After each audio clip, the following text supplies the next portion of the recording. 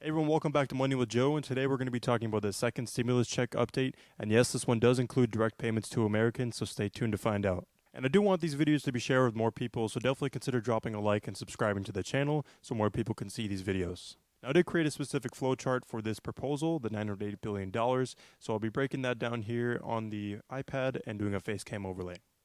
Alright, so getting into this flowchart here, we do see that there is $600 per adult in this stimulus check proposal. Bernie Sanders was previously demanding $1,200 stimulus checks and is now quoted saying that he will not vote unless direct payments are made to Americans, whereas previously he was demanding for that $1,200. Now, him making these statements could result in Congress taking that as his agreeing to the $600 checks instead of the $1,200. Now, this stimulus check proposal also does demand $600 per dependent at any age as long as they are claimed as a dependent under your taxes. Now going down to the unemployment boost, we will see $300 per week for 12 to 13 weeks, potentially as low as 10 weeks, so they really are giving us a slap in the face as far as unemployment goes. So hopefully they do extend that. The EIDL grants will be included in this $908 billion package as well.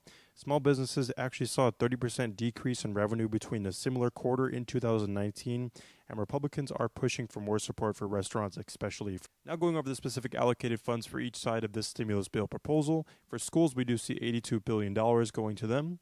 We'll see $45 billion going to transportation funding, airlines, railroads, buses, public transportation. We'll see $17 billion for airlines alone. They will be needing a massive bailout for this pandemic. They've been taking the biggest hit out of all transportation. And as we scroll down here, we'll see $35 billion for Healthcare Relief Fund. Mental health and addiction will get $5 billion. Nutritional assistance will get $6.5 billion. That was recently cut in half from $13 billion on the previous proposal.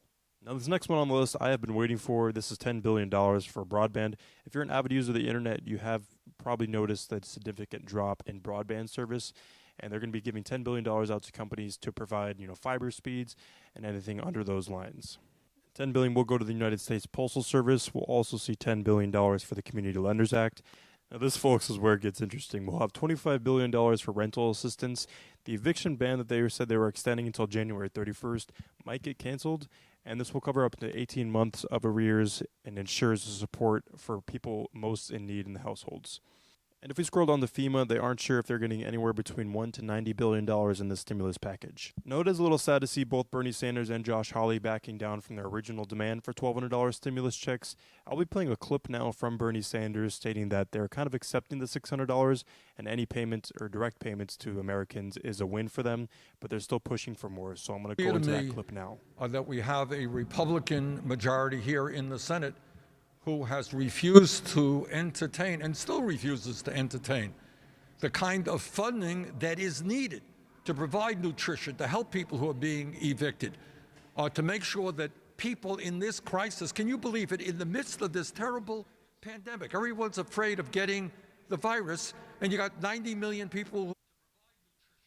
I do want to pause right there and say that I do agree with Bernie. It is sad to see that a majority of the Senate is not agreeing to provide the right amount of funding for nutrition.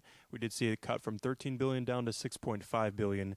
So to see that amount of change in the funding for nutrition is sad to see when there are millions of Americans waiting on stamps to get food. Who are unable to go to the doctor when they get sick. So many of us had fought for adequate funding, and we've met very stiff resistance from Mitch McConnell and the Republican leadership. But what we got now is not enough, but it is something. And I'm just simply happy to say that as we enter the holiday season, when so many people are worried about how they're going to pay their bills, whether they're going to get evicted, whether they're going to feed their kids, at least, among other things, there'll be $600 per adult and $600 per child as well. Stop right there as well. It's sad to see that the months following after the first stimulus bill, we were promised, or they were proposing that we were going to get another $1,200. Here we are in 2020 in December, and we haven't even gotten a single dime, and now they're saying they're going to cut that in half, giving us $600. Start. I want to do better. So obviously, even though you want more, you'll vote in favor of this compromise, whatever emerges. Is that right? I want to read the bill. It's a long, long bill. But I'm feeling good that we have made some progress, at least. A week ago, as you know, nobody was talking about direct payments. We got something in the bill, and I want to thank my progressive friends in the House for their good work on this. We're making some progress.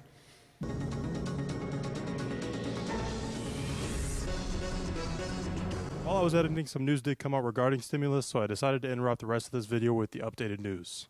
Both sides seem to have agreed on a bill. This includes $600 per adult and dependent, but now cuts out adult dependents such as college students and senior dependents. In this proposal, $50 billion is allocated to EIDL grants, and I'm going to correct myself from the previous flowchart I had. $13 billion is the amount for nutrition assistance. That was cut in half from $26 billion previously. The deadline for them to get a deal done is by midnight tonight. If something isn't passed, it is very unlikely that we'll see anything above $600 checks, and everyone who was previously eligible for the checks will still be eligible this time around. Senator Barrasso claims that the second round of PPP funding will be more targeted this time around, meaning that any business with less than 300 employees and can show 30% of revenue decrease from last year will be getting the PPP funding. This proposal will also have $300 a week for unemployment boost, and this is for 11 weeks, which will hopefully get extended because this is a pretty low amount. Barrasso was boldly quoted saying, "This is getting done today, there is no more delays, and we are not leaving until a deal is done." And currently, while I'm recording this, we are still waiting on the text for the bill. Once they have read the bill, they will vote on it, and something must get done today in order to see something done before Christmas. Even if a bill is passed today, I want to count on getting the $600 within a couple months. Since we've seen previously, it has taken months for them to actually get the bills passed and sent out to Americans. This does conclude Stimulus Update as of late Sunday. Make sure that you turn on post notifications so that you stay informed. Until next time, guys.